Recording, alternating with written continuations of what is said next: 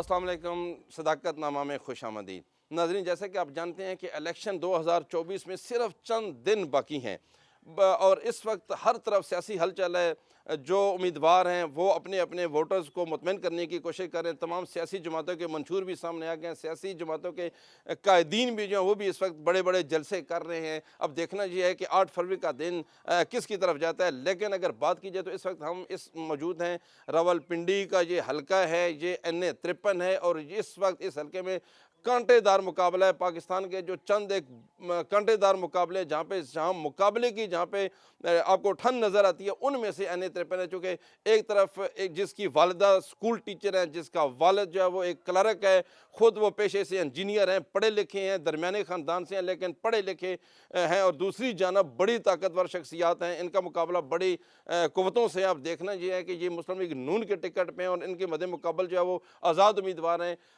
लेकिन लगता है कि मुस्लिम लीग नून की जो पोजीशन है इस हल्के में थोड़ी बेहतर नज़र आती है, लेकिन असल फैसला जो है वो अवाम का होगा और वो 8 फरवरी का होगा। इसी पर आज हम गुफ्तगू करेंगे। इंजीनियर कमर इस्लाम राजा हमारे साथ मौजूद हैं और ये उम्मीदवार हैं NA 53 के। जी बहुत शुक्रिया राजा साहब, आपने हमें वक्त दिया। मेरा पहला सवाल आपसे ये है कि इलेक्शन के हवाले से आपकी क्या तैयारी है? चूँकि आपके मद्दे मुकाबल का मैं जिक्र कर चुका हूँ, तो आप कितने मुतमईन हैं, किस तरह तैयार हैं? मेरा ख्याल है ये तैयारी का सवाल उस तरफ से किया जाए। हमारी तैयारी तो नज़र आ रही है। हमारी तैयारी गलियों में, कूचों में, गाँव में, शहरों में, मोहल्लों में हर तरफ नज़र आ रही है। मैंने तो टिकट से पहले बड़े बड़े प्रोग्राम किए जब सियासी जमातें अभी तक टेक ऑफ करने की तैयारी कर रही थी। हमने थड़ा प्रोग्राम किए शहरों में जहाँ पर हज़ारों अफराद ने उसमें शिरकत की और वो सोशल मीडिया पे और हर जगह मौजूद है। तो हम इस वक्त तैयारी की तकमील तकरीबन करने के बाद अब उसको वाइंड अप कर रहे हैं और अल्लाह के फजल करम से पूरे हलके से एक ही आवाज़ आ रही है और वो आवाज़ आम आदमी की आवाज़ है, वो आवाज़ पाकिस्तान मुस्लिम लीग नून की आवाज़ है। और दूसरा, एक ये जो पोठवार का इलाका है ये बुनियादी तौर पर बाशऊर लोगों का इलाका है। ये कैपिटल करीब है, ये कोई गांव ऐसा नहीं है जहाँ से 10-20 लोग रोज़ इस्लामाबाद या पिंडी नहीं जाते। कोई गांव ऐसा नहीं है जहाँ पर इंटरनेट की सहूलत नहीं है। तो यहाँ के लोग बाशऊर हैं। ये वो रवायती जो पंजाब का, जनूबी पंजाब का इलाका है वो इलाका नहीं है। लिहाजा ये लोग यहाँ पर मुकाबला सियासी जमातों का तो हुआ करता है। पिछली दफ़ा एक गलत फहमी थी। गलत फहमी ये थी कि जीप के निशान पे चौधरी निसार अली खान साहब इलेक्शन लड़े थे और मैं उनका MP उससे पहले रहा और मैंने उनकी जो तैनाती थी या वो तैनात थे मुझ पे या मुसल्लत थे, लेकिन मैंने दोनों सूरतों को बड़ा दिल से कबूल किया था पार्टी डिसिप्लिन के तहत। और जब उसी जमात ने मुझे हुक्म दिया कि आपने इलेक्शन लड़ना है तो मैंने 2018 में भी मियां नवाज शरीफ का परचम गिरने नहीं दिया था। तो इसलिए अब मुकाबला सियासी जमातों पे है। यहाँ पे आज़ाद उम्मीदवार आप हिस्ट्री उठा के देख लें, पिछला 18 एक्सेप्शन थी लेकिन कहीं पे भी आज़ाद उम्मीदवार आपको पिछले 30-40 बरसों में नज़र नहीं आएगा। तो इंशाअल्लाह जो है वो मतलब इस वक्त मुझे अपने मुंह से ये कहना ज़ेब नहीं देता, मैंने अपने इलेक्शन के बारे में राय नहीं दी। बेहतर होगा कि ये आवाम से राय ले ली जाए, लेकिन बहरहाल हम इलेक्शन को वाइंड अप करने की तैयारियों में इस वक्त। इंजीनियर साहब, हमारी टीम ने आपके हलके का सर्वे भी किया। हम काफ़ी टाइम पहले आ गए थे और जब हम चक वैली रोड पे निकले तो हमने काफ़ी जगह सर्वे किया। इसमें कोई शक नहीं है कि मैं वही बात करूं कि हमें आपके और चौधरी निसार के दरमियान मुकाबला नज़र आ रहा है और मुकाबले में नून लीग की ज़्यादा लोग जो हैं उनकी हुमायत नून लीग के साथ है। इसमें आप ये बताएंगे कि मियां नवाज शरीफ का मंशूर आप समझते हैं कि जो उन्होंने दिया वो बहुत बेहतर है, मियां नवाज शरीफ साहब की शख्सियत को लोग देख रहे हैं, या फिर आप समझते हैं कि इंजीनियर कमर इस्लाम की आजिज़ी को भी लोग देख रहे हैं? ये 3 चीज़ें जी। हमेशा मंशूर मैं समझता हूँ कि कोई अहमियत नहीं रखता। ठीक हो गया। मंशूर मुस्तकबिल का एक दावा होता है। हमेशा मंशूर को, दावे को, वादे को माजी की आईने में परखा जाता है। सही है। मसलन मैं मंशूर देता हूँ, मैं ये कर दूंगा, मैं आपके पास हाजिर रहूँगा, मैं आज जिस तरह आया हूँ इसी तरह दस्तयाब होऊंगा, लेकिन लोग उसको माजी के आईने में देखेंगे। तो माजी के आईने में अगर देखें तो मियां नवाज शरीफ की जमात ने हमेशा इस मुल्क में परफॉर्म किया है। यानी ये जो खित्ता है यहाँ पे जो तामीर व तरक्की के काम हुए ये मुस्लिम लीग नून के दौर में हुए। अगर वो किसी शख्सियत का एजाज़ होते तो वो शख्सियत तो पिछले 5 साल भी MP रही। तो अगर वो शख्सियत की वजह से होता तो पिछले 5 बरसों में अगर एक ईंट भी लगी है PP 10 में, یا ان کا رابطہ بھی ایون اگر کسی جگہ پہ کسی گاؤں میں آمد بھی ہوئی ہے تو پھر اب وہ اگر ماضی کے آئینے کے اندر لوگ ان کو دیکھیں گے تو پھر میرا خیال ہے کہ مایوسی کے علاوہ دوسری طرف کچھ نہیں ملے گا۔ انجینئر صاحب اس میں کوئی شک نہیں، آپ کا اشارہ جس طرف ہے میں کھل کے ذرا بات کر لیتا ہوں۔ میں 2 دن سے آپ کے ساتھ ہوں، آپ کے حلقے میں ہوں، آپ کے ساتھ کوئی ملازم نہیں ہے، کوئی گارڈ نہیں ہے، کوئی منشی مشدی آگے جیسے ہوتا ہے وہ نہیں ہے، ہر بندہ آپ کے رابطے میں، ہر بندے کا آپ فون اٹینڈ کرتے ہیں، ہر بندے کو آپ جواب دیتے ہیں، ہر بندہ آپ سے، آپ کا اگر میں ذاتی طور پر آپ کے کردار کی بات کی جائے تو میں نے 2 دنوں میں جو دیکھا ہے وہ آپ کے حلقے کی عوام آپ سے بہت زیادہ مطمئن ہے۔ تو آپ یہ سمجھتے ہیں کہ یہی آپ کی کامیابی کی وجہ اور اسی کی وجہ سے 8 فروری کو آپ سرخرو ہوں گے؟ یہ دیکھیں ایک اچھی پروڈکٹ کیسے بکتی ہے، ایک اس پروڈکٹ کی برانڈ، یعنی کوئی بھی میں اب کسی کا نام لوں گا تو کاروباری بات ہو جائے گی، کوئی بھی ایک اسٹیبلش برانڈ ہے ایک، لیکن اس کا سیلز مین بھی اچھا ہونا چاہیے۔ یعنی اگر دونوں طرف سے اگر پروڈکٹ بہت اچھا ہو اور سیلز مین کے کردار پہ لوگ شک کر رہے ہوں کہ پچھلی دفعہ کہیں کوئی بیچ میں جعلی چیز دے گیا تھا تو وہ پروڈکٹ بھی سفر کرتی ہے۔ اور اسی طرح اگر پروڈکٹ اچھی نہ ہو تو سیلز مین کتنا بھی محنتی ہو، تو یہ دونوں چیزوں کا جو آپ نے سوال کیا تھا اس کا جواب یہ ہے کہ اسی طرح ایک بجلی گھر پیچھے ہوتا ہے، بجلی گھر کمزور ہو تو آگے بلب آپ جتنا مرضی بڑا لگا لیں روشنی نہیں آئے گی، لیکن اگر بجلی گھر بہت طاقتور ہو اور بلب چھوٹے واٹ کا ہو، لہٰذا یہ دونوں کا ہے۔ اور انشاءاللہ اس وقت ایک آئیڈیل امتزاج ہے، ہائیبرڈ کا لفظ تو میں استعمال نہیں کروں گا لیکن ایک آئیڈیل امتزاج ہے اس وقت دونوں چیزوں کا۔ انجینئر قمر اسلام راجہ صاحب 2 دفعہ ایم پی اے رہ چکے ہیں اور آخری ٹائم جو آپ کے پاس عہدہ تھا وہ یقیناً ایک صوبائی وزیر کے مترادف تھا، بلکہ اس سے بھی بہتر تھا چونکہ آپ بہت پاورفل اس میں تھے اور اس میں آپ نے بڑا کام بھی کیا، آپ کے بہت زیادہ خدمات ہیں۔ مسلم لیگ نون نے جو منشور دیا اس میں سستی بجلی، سستی گیس، چونکہ آپ بجلی کے بہت ماہر ہیں، سستی گیس، مہنگائی کو ختم، تو جو موجودہ حالات دیکھ رہا ہے انجینئر قمر اسلام راجہ اس وقت کھینگر گاؤں میں ہیں، کھینگر یا جو مسافات میں گاؤں ہیں ان میں جو مہنگائی کا طوفان ہے، اس کو دیکھتے ہوئے آپ کیا سمجھتے ہیں کہ آپ کی پارٹی کب تک اس پہ قابو پا لے گی اور کیسے اس میں ممکن ہوگا؟ دیکھیں پھر میں ماضی کے آئینے میں بات کروں گا۔ ہم نے 2012 میں بجلی کی طویل ترین لوڈ شیڈنگ تھی، 13 میں جب ہم نے حکومت سنبھالی، ٹھیک 1 ماہ کے اندر میاں نواز شریف نے مبارکیں وصول نہیں کی، وہ ایک وفد لے کے چائنا گئے تھے، وہ 16 ارکان تھے کل، اس میں پنجاب میں میاں شہباز شریف صاحب کے علاوہ 2 افراد تھے، ایک احسن اقبال صاحب تھے، ایک میں تھا، اور ہم نے وہاں پر سی پیک کے معاہدوں کی بھی بنیاد رکھی، ہم نے بجلی کے، اور اس کے ٹھیک 22 ماہ بعد ہمارا پہلا جو کول رن پروجیکٹ تھا Sahiwal coal power plant 1260 megawatt کا، وہ پھر اس کے بعد وہ کمپلیٹ ہو چکا تھا 22 ماہ میں، یہ تاریخ ہے۔ پھر اس کے بعد ہم نے سستی ترین بجلی بلانے کے، آج اگر آپ بجلی کا مکس دیکھیں تو ہائیڈرو پاور جو پانی والی ہے، اس کے بعد جو دوسرے نمبر پہ سستی بجلی ہے وہ ہمارے حویلی، بہادر اور بھیکی پلانٹ ہے جو گیس رن تھے، یعنی گیس کا ہم نے تجربہ پہلی دفعہ کیا تھا کامیابی سے، اور گیس والے پلانٹ اس وقت سستی ترین بجلی دے رہے ہیں۔ گیس کی قلت ہے وہ ایک الگ بات ہے، تو یہ بنیادی طور پر وہی موقع تھا سستی بجلی کی طرف قدم بڑھانے کا۔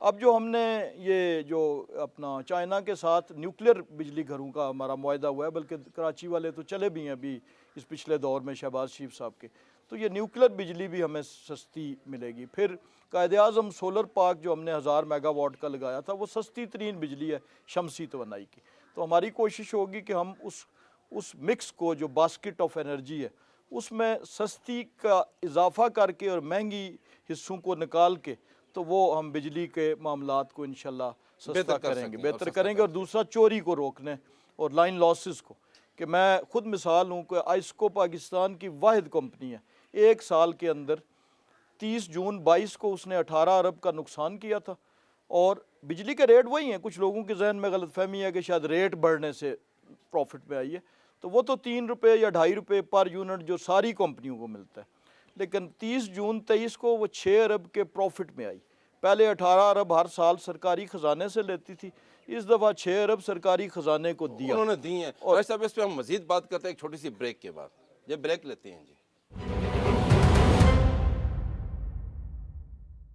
بریک کے بعد خوش آمدید انجینئر قمر اسلام راجہ صاحب، آپ الیکشن سے قبل 1 سال ایسکو کے بحیثیت چیئرمین رہے، تو آپ کو کیسا لگا, کیا تجربہ آپ کا, اور آپ کیا سمجھتے ہیں کہ اس میں آپ نے کتنی اس قوم کی اور اس ملک کی خدمت کی ہے؟ دیکھیں, سب سے پہلے یہ ہے کہ بجلی کا سیکٹر جو ہے وہ 650 ارب کا, جو سرکولر ڈیٹ آپ کہتے ہیں, گردشی قرضے, 650 ارب ہر سال قومی خزانے سے یہ ڈلتا ہے, یعنی بوجھ ہے, اور اس میں ساری کمپنیاں شامل ہیں. پہلی بات تو یہ ہے کہ بجلی کا جو چیئرمین میں لگا تھا وہ میں کسی اپنے سیاسی ایم پی اے یا ہونے کی بنیاد پہ نہیں لگا, یہ میں اپنے سابقہ تجربے, قابلیت, پروفیشن کے آپ اہلیت کا جو پروفیشن, یا میرا جو سابق تجربہ تھا پنجاب میں, اس کی بنیاد پہ لگا. اور اس پہ ورنہ عموماً ٹیکنوکریٹس اور وہ لوگ لگتے ہیں.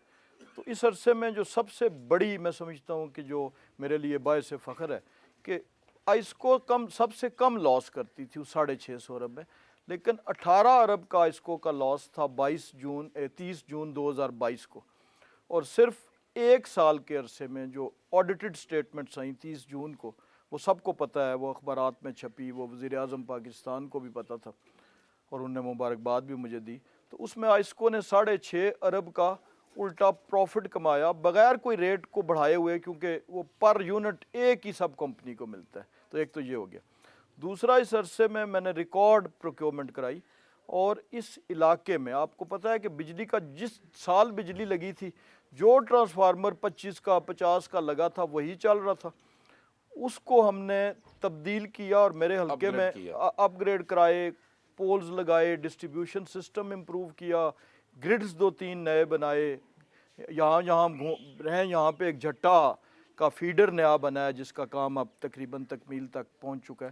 اس سے وولٹیج کے مسائل جو تھے, وہ لوگوں کی قیمتی مشینری جل جاتی تھی, بلب نہیں جلتے تھے, طالب علم تنگ تھے, وہ حل ہوئے. اور اس کے ساتھ ساتھ یہ دو طرفہ تھا, ادھر سے آئسکو کی لائن لاسز کم ہوئی, یعنی جب سسٹم اپ گریڈ ہوتا ہے تو وہ جو لو وولٹیج کی وجہ سے لائن لاسز کا نقصان ہوتا ہے وہ کم ہوا. پھر ہم نے بڑی سٹرونگ اکاؤنٹیبلٹی کی. تمام تر سفارشوں کے باوجود, میں ایک سیاسی آدمی ہوں اور میرے بہت سے فیلو سیاستدان مجھ سے ناراض بھی ہیں, تو میں نے وہ جو بدترین کرپٹ ترین کوئی ایسے اہلکا افسران تھے, وہ جس طرح کوا مار کے آپ لٹکاتے ہیں کہ باقیوں کے لیے, وہ میں نے لٹکائے. اور تمام کسی قسم کی مجھے بیکنگ وزیر اعظم صاحب کی تھی, اور اس کے نتیجے میں یہ جو کچھ ہوا, یعنی 18.5 ارب کے لاس سے 6.5 ارب کا فائدہ. اور میرے حلقے میں اگر میں بات کروں تو کوئی 3 ارب کے لگ بھگ یہ جو تھے, بیسیکلی یہ آئسکو کا سسٹم اپ گریڈیشن تھا, لیکن اس کو بہترین طریقے سے, اور جو سرویز ہوئے تھے, جو رہ گئے تھے, وہ کوئی تقریباً اس سے نصف, وہ جو ہیں ان کے ورک آرڈر جاری ہو چکے تھے الیکشن شیڈیول سے پہلے. یعنی میں نے الیکشن کے کسی قواعد کی خلاف ورزی نہیں کی, اس سے پہلے جاری ہو چکے تھے, وہ الیکشن کے بعد انشاءاللہ کام ہو جائیں گے. آپ نے کسی قواعد تو ضوابط کی, تو آپ کہہ رہے ہیں کہ میں نے وائلیشن نہیں کیا, لیکن یہ بھی سننے میں آتا ہے کہ آپ نے بہت مراعات لی ہیں. انجینئر قمر اسلام راجہ نے ایسکو سے بڑی مراعات لی ہیں, کتنی مراعات لی ہیں سر؟ اگر مراعات لی ہوتی تو میں آج الیکشن نہ لڑ رہا ہوتا. وہ بہت بڑا عہدہ تھا ایم این اے کی نسبت, وزیر اپوائنٹمنٹ لے کے آتے تھے, لیکن میرے لیے یہ جو میں نے خواب دیکھا تھا کہ عام آدمی کو طاقتور بنانے کا, اور میں سرکاری نوکری چھوڑ کے آیا تھا, تو میرے لیے یہ فیلڈ زیادہ, اس میں تو ظاہر ہے جیت بھی ہو سکتی ہے, ہار بھی ہو سکتی ہے, یہ نسبتاً رسکی اور خطرناک تھا. لیکن میں اسے چھوڑ کے, اور 3 سال کی مزید تعیناتی کو چھوڑ کے, تو آج میں اپنے عوام کے پاس ان کو جج بنا کے آیا ہوں. اب ان کا انصاف ہے جو فیصلہ کریں گے. تو پھر اس کا مطلب ہے راج صاحب, آپ اپنے اس حلقے کی عوام اور ملک بھر کو بھی, جو عوام آپ کو دیکھ رہی ہے اور نیوز کے پروگرام میں, تو آپ ان کو ایک خوشخبری دے سکتے ہیں کہ انہوں نے اگر آپ کو جتوایا اور انجینئر قمر اسلام راجہ اسمبلی میں پہنچتا ہے, تو پھر پاور کا منسٹر ہوگا, بجلی کا منسٹر ہوگا, اور بجلی کو بہتر کرنے میں انجینئر قمر اسلام راجہ کا اور ان آپ کی عوام کا بہت زیادہ کردار ہوگا. دیکھیں, یہ تو جماعت کے الیکشن کے بعد جماعت کا فیصلہ ہے کہ وہ بجلی کا بناتے ہیں یا داخلہ کا بناتے ہیں, لیکن جہاں بھی میری پارٹی نے مجھے مناسب سمجھا, میرا بنیادی ایکسپیرینس تو وہ والا تھا, داخلہ والا, جو میرا سرکاری پہلا تھا. پھر میں اکاؤنٹیبلٹی میں رہا, پھر مجھے جیل خانہ جات کا بھی اچھا تجربہ ہے, میں جیل میں اور نیب سیل میں بھی رہا, پھر پاور کا بھی ہے, تعلیم کا بھی ہے. تو بہرحال جہاں پارٹی نے مناسب سمجھا وہاں میں ملک کی خدمت کروں گا۔ انجینئر قمر اسلام راجہ نے بہت معیار کے اعتبار سے جیل کاٹی اور یقیناً وہ ایک جھوٹا کیس تھا جس میں آپ نے، تو کیسا لگا سر آپ کو؟ میں نے پھر دیکھا، میں نے اس وقت بھی آپ کے دونوں بچوں کی کوریج کی، آپ کی بیٹی کی بھی اور بیٹے کی بھی، آپ جیل میں تھے، آپ دیکھتے رہے، تو آپ کو کیسا لگا؟ ویسے اس عوام نے اس وقت بھی آپ کے ساتھ بہت تعاون کیا۔ دیکھیں مجھے اس وقت تو کچھ پتہ نہیں تھا، میرے پاس جو واحد خبر پہنچی، جو مجھے روٹیاں دینے آتا تھا بندہ، وہ پنجرے کے اندر سے میں اس کی روٹی لے لیتا تھا اور میں پلیٹ آگے رکھتا تھا اور مگے سے سالن ڈال دیتا تھا، میں نیب حوالات کی بات کر رہا ہوں۔ تو اس دوران ایک اخبار کا ٹکڑا پاکستان اپنا نیوز کا یا ڈان کا، وہ روٹی کے ساتھ تھا، تو میں نے کھینچ لیا، تو وہ میں نے پڑھا، تو وہ جسٹس شوکت عزیز صدیقی کی تقریر تھی۔ اس کے علاوہ مجھے باہر کا کچھ پتہ نہیں تھا، وہ تو واپس آ کے پتہ چلا۔ لیکن میرے بچوں کو جو تھا کانفیڈنس، یا لوگ پوچھتے ہیں کہ اسٹرینگتھ، وہ اسٹرینگتھ کیا تھی کہ گھر میں جو کچھ آتا ہے، جو جاتا ہے، وہ کسی اور کو پتہ نہ ہو، بچوں کو اور فیملی کو پتہ ہوتا ہے۔ تو ان کو لوگ مشورے دیتے تھے کہ آپ گھر چھوڑ جائیں، آپ آگے پیچھے ہو جائیں، یہ 10 سال باہر نہیں آئیں گے۔ آپ کے والد میں جسمانی ریمانڈ پہ تھا جب انہوں نے علم اٹھایا، لیکن انہیں ایک کانفیڈنس تھا، انہیں ایک کانفیڈنس یہ تھا کہ اس کی تو ڈیڈ باڈی باہر آ جائے گی، وہ سر نہیں جھکائے گا، ایک انہیں پتہ تھا۔ دوسرا انہیں پتہ تھا کہ ہمارے گھر بھی کھود لیں گے، ہمارا کچھ بھی ملے گا نہیں، ہمارا والد جو ہے وہ صاف ہمارے شفاف ہے۔ خواتین کے الماری کے کپڑوں کی بھی تلاشیاں لی گئیں، ہمارے بینک اکاؤنٹس جو میرے رشتہ داروں یا عزیزوں کے تھے ان کو بھی، اور وہ نیب والے مجھ سے سوال کرتے تھے کہ آپ الیکشن کیسے لڑتے ہیں؟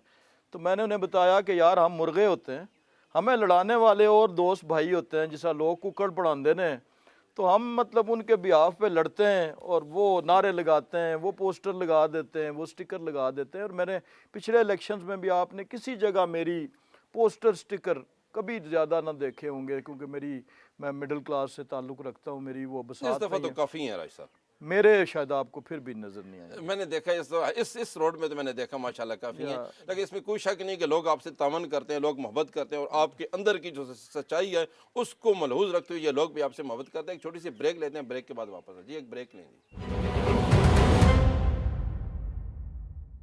بریک کے بعد خوش آمدید رائس صاحب، آپ سے میرا سوال یہ ہے کہ جب آپ حلقے میں ووٹ مانگنے جاتے ہیں، جیسے آپ یہاں پہ ہیں، تو 16 ماہ کی جو کارکردگی ہے آپ کی حکومت کی، بے شک کولیشن گورنمنٹ تھی، تو بہت مہنگائی بڑھی، بہت چیزیں اوپر گئی، تو وہ سوال آپ کو اس کا فیس کرنا پڑتا ہے، سامنا کرنا پڑتا ہے؟ جی بالکل کرنا پڑتا ہے، اور وہ کرنا پڑا تھا۔ وہ سوال چونکہ میں پچھلے 1.5 برس سے حلقے میں ہوں، تو وہ زیادہ ان سوالوں کو ہم جواب دے چکے ہیں، لوگوں کو مطمئن کر چکے ہیں۔ اس کا پہلا جواب یہ ہے کہ وہ وزیر اعظم ضرور پاکستان مسلم لیگ نون کے تھے، لیکن وہ ایک کولیشن گورنمنٹ تھی، وہ میں اگر کوئی متنازع لفظ نہ کہوں تو چوں چوں کا مربع تھی، اور اس کا جو بوجھ تھا وہ ہم پہ لاد دیا گیا تھا۔ لیکن اس کے باوجود اس گورنمنٹ کی کارکردگی، شاید دیکھیں جب ایک ڈرائیور ایک گڑھے سے، ایک کھائی سے گاڑی کو بچا کے لے جاتا ہے، تو وہ گاڑی چاہے جتنی بھی بری حالت میں ہو، لیکن وہ کھائی چونکہ لوگوں کو نظر نہیں آتی جو ادروائز شاید اس میں گر جاتی، تو ایک تو یہ وجہ تھی۔ لیکن اس کے باوجود واقعی ہماری وہ قابل رشک نہیں تھی، لیکن لوگوں کو یہ امید ہے کہ پچھلے ٹائم میں 2013 سے 18 کا جو آخری دور تھا، جب پنجاب میں بھی ہماری حکومت تھی، مرکز میں بھی، تو اس کارکردگی کی بنیاد پر لوگوں کو یقین ہے کہ جب ہمیں فل بیٹنگ کا موقع ملے گا، کھل کھیلنے کا موقع ملے گا، اور ہمارے فیصلے اپنے ہوں گے، اتحادیوں کے فیصلے نہیں ہوں گے، تو پھر ہم انشاءاللہ اس سے بہت بہت بہتر اچھی کارکردگی کا مظاہرہ راج صاحب، آپ کی سیاست پر بہت نظر ہوتی ہے، اب یہ بتائیے گا کہ مسلم لیگ نون کتنی سیٹیں لے گی، اور اگلی جو حکومت ہے مسلم لیگ نون انڈیپینڈنٹ بنانے میں کامیاب ہو جائے گی، یا میں جو دیکھ رہا ہوں کہ پھر بھی جس طرح آپ نے کہا، میں چوچو کا مربع تو نہیں کہتا، لیکن پھر بھی آپ کو کسی جماعتوں کا، بلکہ کسی ایک کا نہیں، شاید زیادہ جماعتوں کا سہارا لینا پڑ جائے، کیا دیکھ رہے ہیں؟ دیکھیں یہ تو پریزمپشنز ہیں، اگر مگر ہے، لیکن پنجاب میں اس وقت جو پاکستان اور پنجاب میں تقریباً واضح بنا لیں گے، 60% واضح بنا لیں گے۔ واضح، اس وقت بھی ہم نے 2018 کے الیکشن میں بھی پنجاب کی سب سے بڑی پارٹی ان تمام مصائب کے باوجود پاکستان مسلم لیگ نون تھی، لہٰذا ہمیں پوری قوی امید ہے کہ ہم انڈیپینڈنٹ گورنمنٹ بنا لیں گے، اور امید پہ محل دنیا قائم ہے۔ اس حالات میں کہ جب ہر طرف اس وقت پھریرے لہرا رہے ہیں پاکستان مسلم لیگ نون کے، تو میرا نہیں خیال کہ ہمیں اس معاملے میں کوئی ایسے وسوسے میں پڑنے کی ضرورت ہے، انشاءاللہ حکومت بنائیں گے ہم۔ اب میں ایک پسماندہ میں سمجھتا ہوں کہ روڈ سے ہٹ کے ایک کھینگر کلاں جس میں ہم موجود ہیں، میں نے دیکھا انہوں نے بڑا ڈسپلن سے آپ کا جلسہ کروایا، میں باہر سے بھی دیکھ رہا ہوں بینر لگے ہوئے ہیں، چونا انہوں نے وہ جو ہے وہ ہمیں ایک ایرو نشان دیے ہیں، بہت ساری چیزیں.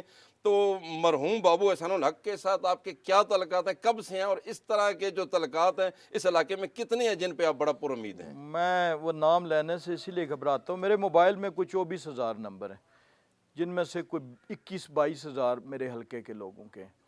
تو یہ آپ اندازہ کر لیں کہ اتنے نمبرز کو ٹیکل کرنا کتنا مشکل کام ہے. بابو احسان الحق مرحوم میرے والد کے محکمے سے تھے. تو میں جب 2007 میں پہلا الیکشن لڑنے آیا تو میری یہاں پر جٹا تھیال بازار میں ملاقات ہوئی. تو انہوں نے مجھ سے بہت کڑوے سوالات کیے. تو میں نے بتایا کہ میرے والد بھی کلرک تھے، آپ بھی، وہ بھی اسی ڈپارٹمنٹ سے تھے، وہ شاید تھوڑے سینئر تھے، میرے والد ہیڈ کلرک تھے. تو اس پہ اس وقت انہوں نے دست شفقت رکھا اور آج ان کے صاحبزادے نے یہاں پہ یہ پروگرام کیا. آپ کو شاید پتہ نہیں ہوگا کہ میں نے 2007 میں اپنی انتخابی مہم کی ابتدا ایک بس سے کی تھی. بس سے کی 502 ورک شاپ کے ملازموں کو بس لے کے آتی تھی. تو میں اس بس میں چڑھا اور میرا جو پہلا جملہ تھا وہ یہ تھا کہ میرے بھائیوں، میں آج ایم پی اے کی ووٹ مانگنے آیا ہوں. اس سے پہلے دنداسا بیچنے والے یا مسواک بیچنے والے بسوں میں آتے تھے، اور میں اس لیے آیا ہوں کہ میں آپ کے قبیلے سے تعلق رکھتا ہوں. یہاں پہ کلرک ہیں، نائب قاصد ہیں، وہ سارے بھری ہوئی بس تھی، شدید گرمی تھی. تو میں اس لیے آیا ہوں کہ آج آپ جیت گئے دونوں صورتوں میں. یا تو بڑی کلگیوں والوں کو آپ کی اس بس میں آنا پڑے گا، آپ کے آگے لکیریں رگڑنی پڑیں گی، تو یا آپ کو مجھے ووٹ تب دینا بھی آپ جیت جائیں گے. یعنی وہ سارے آ جاتے ہیں تو آپ کی تو جیت ہوگی. اگر وہ نہیں آئیں گے تو وہ نہیں جیت سکیں گے. پھر آپ کی جیت ہے، میری جیت ہے. پھر میری جیت ہے. تو دونوں صورتوں میں آپ کی جیت ہے بس میں آنے سے. انجینئر اور ان قمر کی بات اسلام مبارک ہوئی اور وہ وہی ہوا. انجینئر قمر اسلام راجہ اگر جیت جاتے ہیں تو کون سا بڑا میگا پروجیکٹ اس علاقے میں دیں گے؟ دیکھیں، اس خطے کی سب سے بڑا مسئلہ، اگر آپ اس کا گجر خان سے تقابل کریں، مری سے تقابل کریں، دیگر تحصیلوں سے، سب سے زرخیز زمین اور سب سے ذہین لوگ ہیں روات چونترا کے. لیکن ان کو دانستہ طور پر تعلیم سے محروم رکھا گیا. میں نے ایک چک بیلی کا ڈگری گرلز کالج بنوایا جب، تو مجھے پتہ ہے کہ مجھے کتنے مصائب کا اور کتنی پابندیوں کا اور کتنے تانوں کا سامنا کرنا پڑا. تو اس کو دانستہ طور پر اس لیے رکھا گیا کہ واردات ہمیشہ اندھیرے میں ہو سکتی ہے، روشنی میں جو ہے وہ چہرے کی کالک بھی نظر آ جاتی ہے، دامن کا داغ بھی نظر آ جاتا ہے. تو پہلی ہماری ترجیح تعلیم ہوگی اور پچھلے ماضی میں بھی ہوئی ہے، تاکہ تعلیم کے ساتھ پھر معیشت بھی ترقی کرتی ہے، سماج بھی ترقی کرتا ہے. میرا دل خون کے آنسو روکتا ہے جب میڈیکل اور انجینئرنگ کی لسٹیں لگتی ہیں سالانہ، تو اس میں گجر خان کے، سہاوا کے اور دور دراز پسماندہ اٹک کی اور چکوال کی تحصیلوں کے تو بچوں کے نام ہوتے ہیں، اور روات چونترا کے کوئی شاید کوئی گنتی کا کوئی آ جائے. اسی طرح سول سروس کا سالانہ رزلٹ لگتا ہے. تو کبھی اس علاقے سے میں نے نہیں سنا کہ کسی نے کمپٹیشن کا ایگزام پاس کیا ہو. اب آپ سمجھتے ہیں کہ آپ اس طرف جائیں گے؟ تعلیم بنیادی ہے اور باقی انفراسٹرکچر اور صحت. مرزا صاحب، چونکہ بارش بھی ہو رہا ہے تو میں سمجھتا ہوں کہ تھوڑے تلخ 2-3 سوال کر لیں، پھر عوام بھی تاکہ دیکھ لیں، بارش ہم انہیں بھی ٹھنڈا کر دے. بارش میں. راجہ صاحب یہ بتائیں کہ الیکشن 2018 میں انجینئر قمر اسلام راجہ جو ہے لیتا ہے 21,000 ووٹ، چودھری نثار علی خان لیتا ہے 66,000 ووٹ، 40,000 کا فرق تھا. اب 2024 ہے، اب انجینئر قمر اسلام راجہ اتنا جو فرق ہے وہ کیسے کلیئر کرے وہ گا؟ 2018 تھا، وہ دن گئے جب خلیل خان فاختہ اڑایا کرتے تھے. لیکن ایک تو یہ غلط فہمی تھی جو میں نے ابتدا میں ذکر کیا اس کا. دوسری وجہ یہ تھی کہ اس وقت ایک اتنا خوف تھا لوگوں کے ذہن میں. خوف کیا تھا کہ وہ واپس آ گئے تو پھر پتہ نہیں کی کرن گے. میں آپ کو ایک اپنی اذیت بتاؤں کہ میں نے ان حالات میں الیکشن لڑا کہ میرے بچوں کی الیکشن کمپین میں لوگ تو شامل ہوتے رہے عوام، لیکن کوئی میری جماعت کے لوگوں نے بھی اس وقت جرت نہیں کی کہ وہ وہاں پہ ان کے کسی قریب آ کے تو کلمہ خیر کہہ دیتے. بلکہ ایک مثال ہے کہ ایک ایم پی اے کے امیدوار جو کہ جن کو ٹکٹ دلانے میں شاید میرا کردار تھا، تو وہ جب وہ کچہری میں میرے بچے موجود تھے تو وہ شدید گرمی میں اپنی ریلی لے کے ٹکٹ جمع کرانے کے لیے سڑک پہ کھڑے رہے کہ کرے فوٹو نہ بن جائے بچیاں نال اتفاق نال، تاکہ ناراض نہ ہو جائے. تو یہ حالات تھے اس وقت. تو اب تو اب چینج ہو گیا. الحمدللہ سب کچھ تبدیل ہو گیا ہے, آپ کو نظر آ رہا ہے. تو آپ مطمئن ہیں. راجی صاحب یہ بتائیں کہ تحریک انصاف کا امیدوار اگر الیکشن میں ہوتا اور مہم اپنی پوری طرح مہم چلا لیتا تو پھر آپ کہاں ہوتے؟ تحریک انصاف کا امیدوار الیکشن میں ہیں, انہوں نے پوری طرح اپنی مہم چلائی ہوئی ہے. 2018 کے بھی بدترین دور میں, 2018 کی میں بات کر رہا ہوں, اس وقت بھی اگر آپ مسلم لیگ سائیڈ کی ووٹ جمع کریں تو تحریک انصاف سے زیادہ تھی. یعنی میں 2018 کے بدترین کی بات کر رہا ہوں. تو آج تو وہ والی صورتحال نہیں ہے. اور 2013 کے الیکشن میں اسی حلقے سے تحریک انصاف کے امیدوار کے 16,000 ووٹ تھے, اور ان بھائیوں دوستوں نے مجھے 69,000 پنجاب بھر میں سب سے زیادہ ووٹ دے کے اسمبلی میں بھیجا تھا. اس لیے ہمیں کوئی خوف خدشہ نہیں ہے, نہ ہم کوئی ہماری طرف سے کوئی ایسی کارروائی ہے. ہم ویلکم کرتے ہیں ہر جگہ پہ, اور ہم نے کبھی ہمارے دوست کھڑے ہیں یہاں پہ بھی, وہ ان گاؤں میں بھی کمپین کرتے ہیں, ہر جگہ کرتے ہیں.